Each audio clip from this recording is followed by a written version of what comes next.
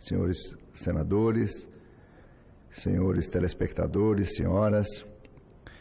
Nós estamos aqui, essa semana é a semana da Marcha dos Prefeitos. Hoje inicia já todas as solenidades. Amanhã, logo bem cedo, o presidente Bolsonaro deverá estar junto com os prefeitos.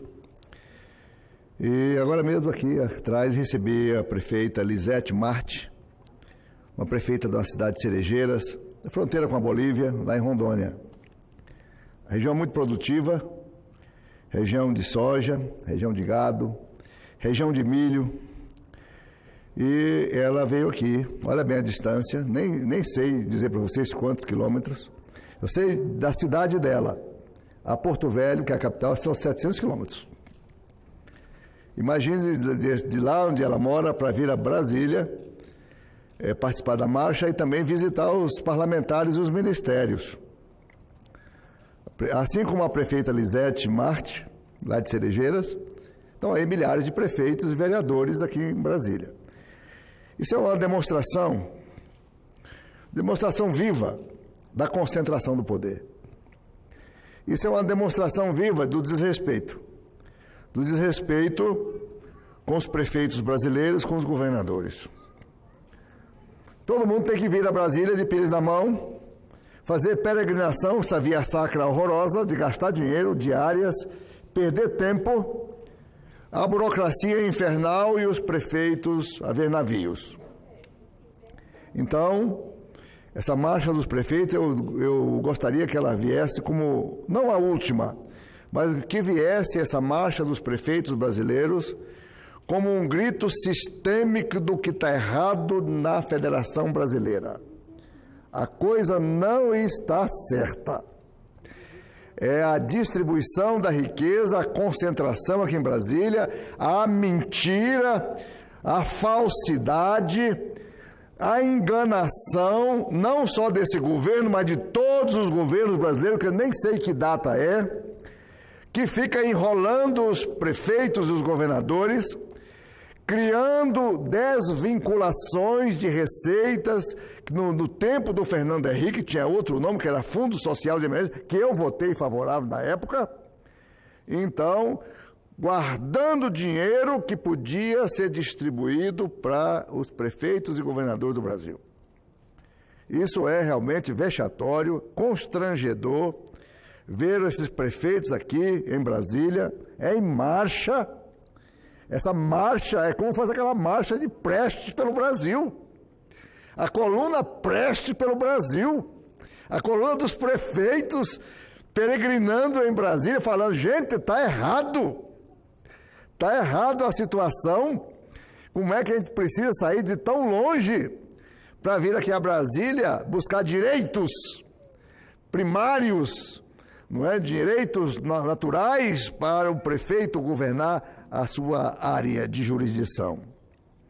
Então, esse pacto federativo brasileiro, que o ministro Paulo Guedes falou agora em recente audiência aqui na Comissão de Assuntos Estratégicos, que está trabalhando para que esse imbróglio, dentro de 1 ano, 2 anos, a coisa mude. Pelo menos as contribuições, né, enganosas, concentradoras, dilapidadoras da riqueza e da distribuição, elas são exclusivas do Tesouro. Então é isso que nós precisamos fazer, trabalhar efetivamente para que os prefeitos brasileiros, os governadores, possam, assim, resolver a situação das suas comunidades. O senador Telmário acabou de falar aqui antes de mim do estado de Roraima. Eu não sou do estado de Roraima, eu sou do estado de Rondônia. Embora muita gente mistura Rondônia com Roraima. É mais ou menos parecido e nós somos todos da região amazônica. Mas Roraima hoje é o estado que precisa de maior cuidado da Federação Brasileira. Roraima hoje é o estado que está sendo atropelado por circunstâncias imprevisíveis e que o Estado estará diante de de uma migração descontrolada de venezuelanos, de doenças como sarampo e outras coisas mais, e uma situação de desemprego e de gente flutuante na cidade, sem espaço, como se fosse assim, pessoas perdidas no universo. Então Roraima precisa, de fato, e assim como outros estados quebrados brasileiros, de que esse pacto federativo, ele saia rápido. É lógico que as reformas, não tem ninguém aqui, o senador Rogério brada aqui contra a reforma da Previdência, Paim fala todo dia, mas eles mesmos concordam que precisa de uma reforma da Previdência com ajustes em alguns pontos que realmente eles são prejudiciais. Ninguém aqui no Senado é contra, nem na Câmara dos Deputados, é contra só as reformas simplificadoras. Precisa somente de deixar margem para uma arrumação decente de alguns pontos que são conflituosos. O senador Rogério acabou de falar, e o Telmário também, da situação da regularização fundiária no Brasil. Ora, gente, eu fico perguntando assim, senador Lucas, por quê? Qual é o prazer? Qual é o prazer estranho? Isso só pode ser assim um gosto perverso que tem aqui em Brasília ainda, eu acho que até inconsciente, de ter essa concentração de falar assim, as terras do Amapá pertencem ao governo federal. Mas que prazer é esse? As terras do Pará pertencem ao INCRA aqui em Brasília. As terras lá do estado de Sergipe, não regularizadas, ainda são da União. Para que nós todos, senadores, que temos o que fazer, estejamos em filas sistemáticas e semanais nesses ministérios, clamando, rapaz, solta dinheiro para a reforma agrária, vamos regularizar. Quem conhece o drama fundiário é o governador e é o prefeito. É o prefeito que lá sabe onde é que tem, que sabe quem é que precisa de terra.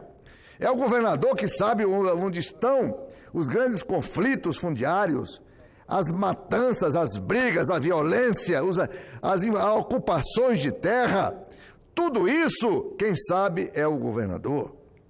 A reforma agrária, senhor presidente General Jesus Correia, presidente do INCRA, eu entendo que Vossa Excelência está aí há poucos dias no seu cargo, mas o senhor não pode desconstruir as boas intenções.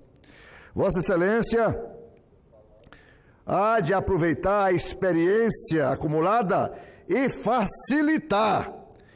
Vamos dar para o senhor 60 dias para o senhor entender da sua pasta, para o senhor poder, de fato, criar os instrumentos necessários de descentralização, né? De entrega das glebas, de participação compartilhada com estados e municípios para fazer a reforma agrária. Olha, eu cheguei em Rondônia na década de 70, no governo Geisel, do general Geisel, que era presidente da República. O general Geisel, que implantou a cidade onde eu moro hoje, é a cidade da reforma agrária, Ariquemes. O estado de Rondônia, o estado de Mato Grosso, o estado de Goiás, o estado de Tocantins, uma parte do Maranhão, uma parte da Bahia e um pedaço do Piauí. São estados da reforma agrária. Eles cresceram a partir das pequenas glebas. E eu digo para o senhor, excelentíssimo presidente General Jesus Correia, quem implantou isso foi um general. Foi o general presidente. Foi o general Geisel, Ernesto Geisel. E eu fui para lá como médico recém-formado, atraído por essa propaganda.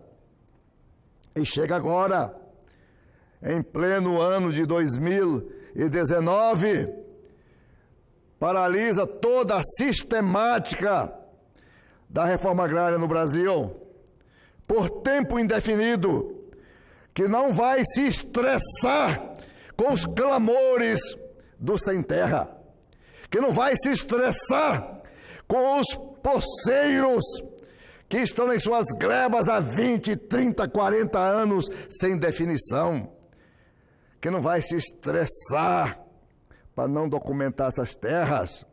Olhem bem, um ano de orçamento, é um ano de PPA, é um ano de LOA, é um ano de ajuste, é um ano de reformas, e nós não podemos sentar em cima de um problema tão quente como são os problemas fundiários brasileiros e ficar deixando o tempo passar para não se estressar. De jeito nenhum. Então, senhor presidente do INCRA, eu pedi uma audiência com Vossa Excelência. Espero que o senhor me atenda rápido, porque nós temos o que fazer. Nós temos o que fazer e nós temos sugestões. Porque aqui quem está falando para Vossa Excelência, não é um senador que começou hoje aqui, não. A gente tem uma experiência longa, uma longa caminhada de vida. Já passamos por muitos caminhos da vida pública brasileira. E sabemos que no governo de Dilma Rousseff e do próprio presidente Lula, ele trouxe o Mangabeira Unger para criar o Terra Legal, justamente para resolver os graves e intensos conflitos de terra na Amazônia. E ficou o dito pelo não dito, a lei boa não feita e as coisas não acontecidas.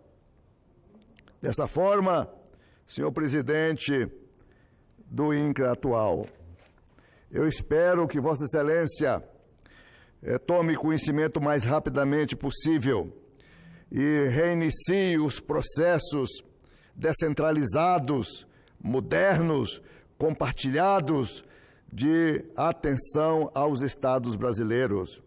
Eu creio que só a regularização das terras urbanas e rurais, a gente aumenta significativamente o PIB brasileiro, aumenta a riqueza, aumenta a produção, diminui a violência e a paz no campo. Isso é muito importante. É muito importante. Então, esse avanço do homem sobre a floresta, esse avanço do homem sobre áreas protegidas, tudo isso é em consequência da omissão do Estado, o Estado adormecido, o Estado distante, o Estado indiferente, o Estado omisso, o Estado burocrático, o Estado vergonhoso.